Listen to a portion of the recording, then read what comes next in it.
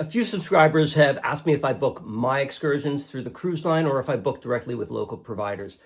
The answer isn't exactly brief, but it's also not complicated at all. Give me a few minutes and I'm going to tell you when I book through the cruise, when I book through those large excursion companies, and when I book directly with a local tour operator. Ahoy sailors, my name is Rob and I'm here to tackle Virgin Voyages one topic at a time. Welcome to OVT.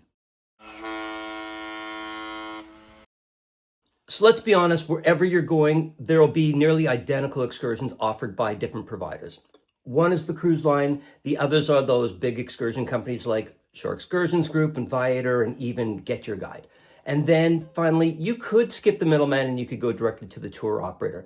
None of them are perfect.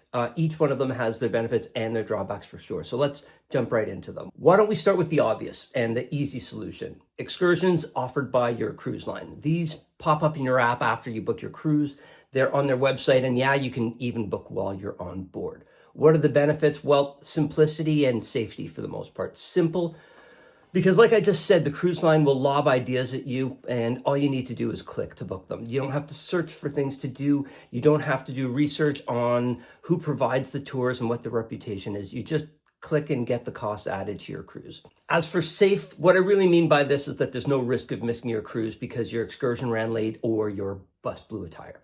If you book through the cruise, the ship will wait for you even if you're late. In other words, there's no worrying about being that pier runner that all those other cruisers are cheering on as your ship pulls away. There is a bit of an asterisk here. Really, the guarantee is that the cruise line will get you back to your ship. What most people don't know is that that does include them getting to your next port by other means if necessary. So in other words, if you get delayed long enough in Cozumel, for example, the ship may leave without you, and then the cruise line would arrange to get you to Roatan the next day or wherever else the ship is sailing to. It's not ideal, but it is a massive safety net, although it's one that's not often needed, if at all. I mean, there's a reason most of us twisted cruisers can't find many pier runner videos online. They just don't happen all that often. I mean, it's almost impossible to find out about all of the late cruises, but believe me, I scoured the internet for about 45 minutes this morning, and I could only find 8 stories of cruisers who missed their ship between April 2024 and now. Out of what, 30 odd million who cruise every year. Is missing the ship possible? Of course it is, but should it be a real concern to you? Not really. And I guess a third benefit is refunds. If you cruise, you know that ships sometimes miss ports. Bad weather, medical issues, even propulsion issues these days seem to be those most common issues. But ships do cancel port stops, and they even shift their itinerary sometimes to avoid bad weather. And they'll do things like reverse their planned course. In these cases, the cruise will do all the work for you, and that's amazing. They'll get your dates changed automatically if your itinerary gets moved around, or they'll give you a refund if you miss a port altogether. See, simple and safe. So why wouldn't you choose this option? Well, truth be told, it's considerably more expensive, sometimes by as much as 50% more, and often for an almost identical experience. As a couple of friends have told me, why would you take 2 excursions through a ship if you can book 3 on your own for the same amount of money? Another reason is group size. I feel like a lot of cruisers don't take this into account, but it's actually a pretty big deal. We've seen ship excursions with multiple buses going to the same place at the same time, and believe me when I tell you that the experience really can suffer. Not all, of course, but some of these executions can feel like cattle call experiences where you're rushed from one place to another among a herd of dozens or even hundreds of other people. And then finally, related to the number of people in your group is a complete lack of customization. If an excursion is going to an animal sanctuary, then to a beach, and then finally doing a zip line, if you wanted more time in one of those areas than the others, there's absolutely nothing that you can do about it. Have you booked an excursion through the cruise line before? Was everything perfect, or did you wish that you had a little bit more control?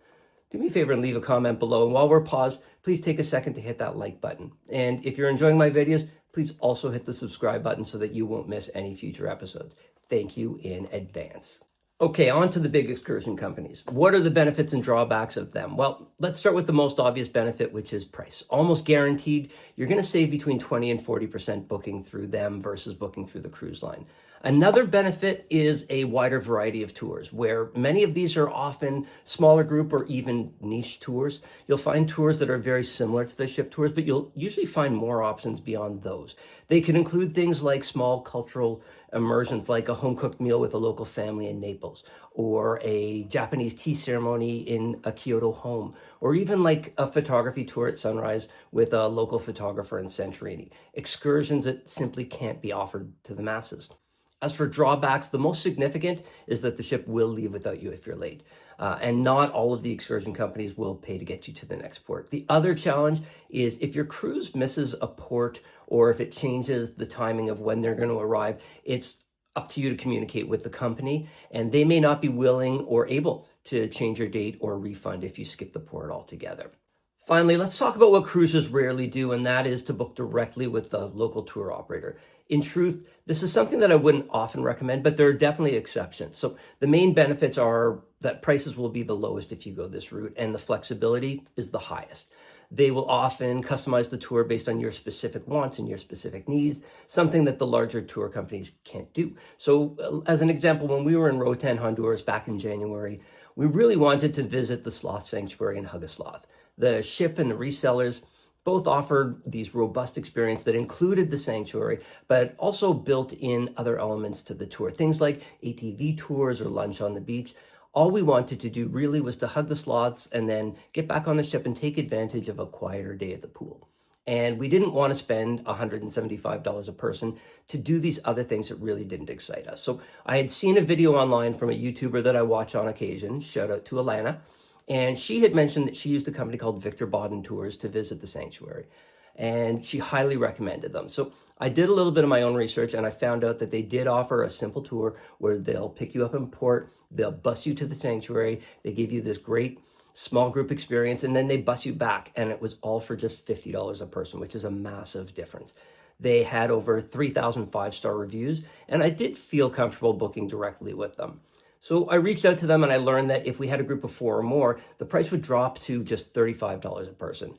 Not that $15 made a huge difference, but we were part of our sailings Facebook group, and I knew that people were paying 4 or even 5 times that to see the sloths. So I posted that we were going on this tour and we were looking for others to join us. And in the end, we built a group of 24 people for the tour, and the tour company was great. I must have emailed them close to 10 times with updates on who was coming and what time we were arriving, etc. And in the end, they had a private bus waiting for us in port. And while we worked our way through the sanctuary, interacting with the monkeys and then the macaws first before we made our way over to the sloths, they limited the entry to the animals to just the people in our group. It was incredible, and I highly recommend Bodden Tours, although I do understand that Honduras law now prevents you from touching the sloths, so just be aware of that in advance. Be aware of the drawbacks, though. This is an example of the need to do lots of research on the tour company to understand exactly what their reputation is, because scams do exist and subpar experiences really aren't uncommon. There is little to no recourse if your cruise cancels or changes the port visit. And another risk is insurance. What if the bus gets into an accident and you get hurt? Are they covered? These are the things that you need to consider and even ask about when you're booking direct. So I guess you've figured out by now that my answer to the initial question of which excursion provider I choose is kind of all of the above. Most often, I will go with the reseller, the independent but large excursion companies. They're definitely cheaper, and the tours that they tend to offer are usually similar or even better than the cruise line tours. We do love those small tour experiences and the unique things that you can do because of them. In Porto, Portugal, earlier this year, we booked a winery tour and a lunch with the owners of the winery. It was just a 10-person experience that a cruise line just can't offer. The story of our experience in Roatan is admittedly the only time that I booked directly with a local tour operator, but I'm definitely willing to do that again. And when do I book with the cruise line directly? Mostly if the tour is, let's say, a full day experience that gets back to the ship really close to the all aboard time. If you are going to be in a port for 8 hours, for example, and you're going on a 7-hour tour, while Shore Excursions Group, for example, will get you to your next port, I'd much rather not miss that night on board. Booking through the cruise line means the ship is in touch with the tour operator, and if they're running late, 99% of the time, they're going to wait for you. What you decide to do in port is totally up to you. Stay on the ship, simply walk around the port or explore the town that you're in, or immerse yourself in the culture with some kind of tour. Hopefully, if you choose the latter, my experience can help you decide which booking approach is right for you. Well, that's how I book my excursions, and that's my one virgin topic for today. Have any questions? Are there any topics that you'd like to hear about? Leave me a message below. And until next time, ahoy, sailor.